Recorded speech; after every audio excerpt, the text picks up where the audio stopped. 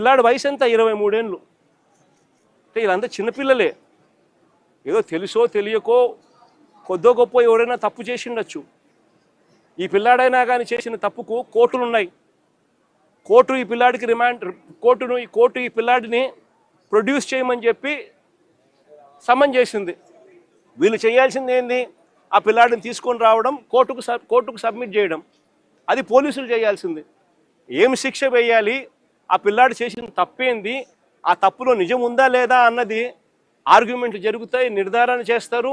ఆ తర్వాత జడ్జు తనకు ఏ శిక్ష కరెక్ట్ అని చెప్పి అనిపిస్తే ఆ శిక్ష కోర్టు వేస్తుంది. కానీ ఇక్కడ కోర్టు పాత్రను ఏకంగా వీళ్ళే తమ చేతుల్లోకి తీసుకొని ఏకంగా 2 పిల్లలు ఒకే నెలలోనే చనిపోవడానికి కారణమవుతా ఉన్న పరిస్థితులు ఈ రాష్ట్రంలో ఉంటే, ఇలాంటి పోలీస్ ఆఫీసర్లందరికీ కూడా వత్తాసు పలుకుతూ ఉంటే, ఈ సిఐ దగ్గర నుంచి, ఏసీపీ దగ్గర నుంచి, కమిషనర్ దగ్గర నుంచి, డీజీపీ దాకా ఇలాంటి వ్యక్తులకు ముఖ్యమంత్రి దగ్గరుండి కంటి తుడుపు చర్యల మాదిరి కేవలం ఒక చిన్న అధికారిని సస్పెన్షన్, టెంపరీగా ఉద్యోగం నుంచి సస్పెండ్ చేసే కార్యక్రమం మాత్రమే చేసే కార్యక్రమం జరుగుతూ ఉంటే ఇది ఎప్పటికీ ఫుల్ స్టాప్ పడుతుంది? ఇది ఫుల్ స్టాప్ పడాలి అని అంటే దీని మీద సిబిఐ ఎంక్వైరీ జరగాలి. ఎవరెవరు దీంట్లో ఇన్వాల్వ్ అయి ఉన్నారు అన్న సంగతులు బయటికి రావాలి. ఏకంగా ఒక పోలీస్ స్టేషన్ పరిధిలో 2 చావులకు కారణమైతే ఆ పోలీసుల మీద మీరు ఎందుకు యాక్షన్ తీసుకోవడంలో ఇంత డిలే జరిగింది? చివరికి మీరు యాక్షన్ తీసుకుంది కంటి తుడుపు చర్యగా కేవలం సస్పెన్షన్ మాత్రమే, టెంపరీగా ఉద్యోగం నుంచి పక్కన పెట్టిన పరిస్థితులు మాత్రమే చేశారు అని అంటే దాని అర్థం ఇది ఒక్కరితో కాదు, ఇది ఒక సిస్టమేటిక్ పద్ధతిలో జరుగుతూ ఉన్న క్రైమ్ అని.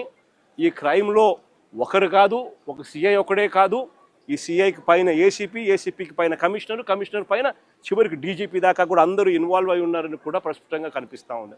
కాబట్టి ఖచ్చితంగా సిబిఐ ఎంక్వైరీని ఖచ్చితంగా డిమాండ్ చేస్తూ ఉన్నాము. డిమాండ్ చేయడమే కాకుండా న్యాయ పోరాటంలో ఈ తల్లికి, ఆ చనిపోయిన ఇంకొక పిల్లాడి కుటుంబానికి న్యాయ పోరాటంలో వాళ్ళకు సంపూర్ణంగా తోడుగా వైఎస్ఆర్ కాంగ్రెస్ పార్టీ సంపూర్ణంగా వాళ్ళకు తోడుగా ఉంటుందని కూడా ఈ సందర్భంగా ఖచ్చితంగా తెలియజేస్తా ఉన్నాం.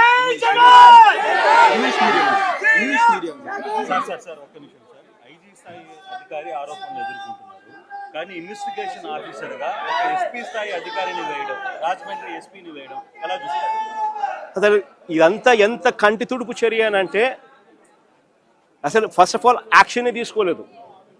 యాక్షనే మే 9వ తారీఖు నుంచి మే నెలలోనే ఏకంగా రెండు మర్డర్ ఇన్సిడెంట్లు జరిగితే, ఒకరు ఆత్మహత్య చేసుకోవడము, ఒకరు చనిపోవడము 2 కనపడితే, చివరికి ఈరోజు జూన్లో వచ్చిన తర్వాత బయటకు వచ్చిన తర్వాత కంటి తుడుపు చర్యగా కేవలం టెంపరీగా సస్పెన్షన్ మాత్రమే, అరెస్టులు కూడా చేయకుండా కేవలం టెంపరీగా సస్పెన్షన్ మాత్రమే చేస్తున్నారు అని అంటే దాని అర్థం ఏ రకంగా వీళ్ళంతా ఈ క్రైమును బయటికి రాకుండా మరోవైపున ఈ తల్లి దగ్గరికి, ఈ కుటుంబం దగ్గరికి పంచాయతీలు చేసి సర్దుబాటు చేసుకునే దానికోసం ఏకంగా రాయబారాలు నడుపుతూ బేరాలకు ఏకంగా పోలీసులకు సైతం ఇక్కడ తెలుగుదేశం పార్టీ, ఇక జనసేన పార్టీకి సంబంధించిన ఇన్ఛార్జీలు కూడా వచ్చి మాట్లాడుతూ ఉన్నారు అని అంటే ఎంత దారుణమైన పరిస్థితులు ఈ రాష్ట్రం ఉందనేది గమనించాలి.